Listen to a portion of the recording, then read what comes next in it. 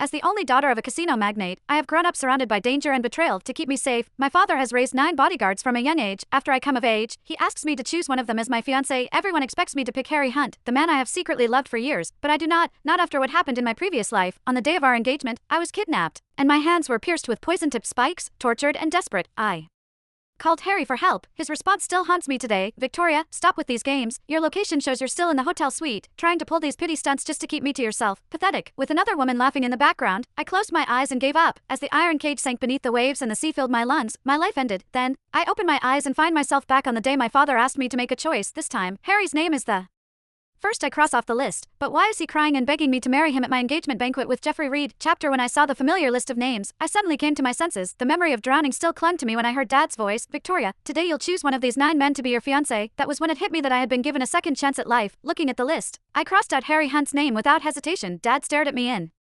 shock. Are you sure? You've been following Harry around since you were a child. Why strike his name off? Hold up, I'll have them prepare a new list. No, Dad. I cut him off, shaking my head firmly. It wasn't a mistake. I'm not choosing Harry. I'm choosing Jeffrey. In my mind, I could still see Jeffrey Reed's devastated expression after my death, his voice hoarse from screaming my name, seeing how determined I was. Dad said nothing more and nodded in agreement. He told me to keep it hush for now.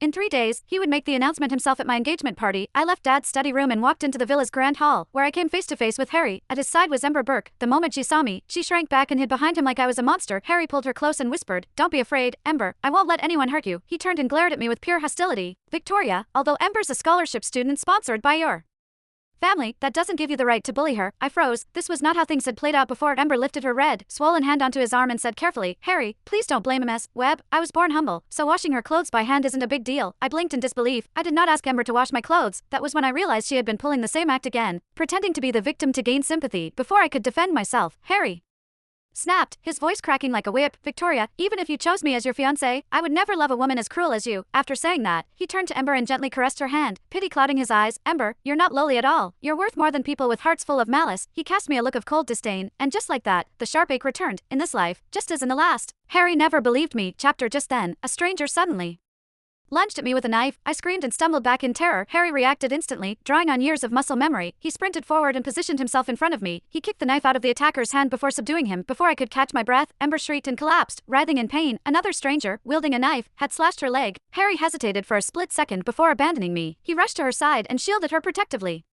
My heart grew colder with each passing moment as I watched the scene unfold before me. Seeing that no one was guarding me, the other attacker picked up his knife and charged forward. Just as the blade was about to pierce my chest, someone appeared out of nowhere and kicked the man to the ground. I opened my eyes and saw it was Jeffrey. The 2 assassins, realizing their plan had failed, fled in panic. Jeffrey's face went dark with fury as he turned to Harry and roared, "Have you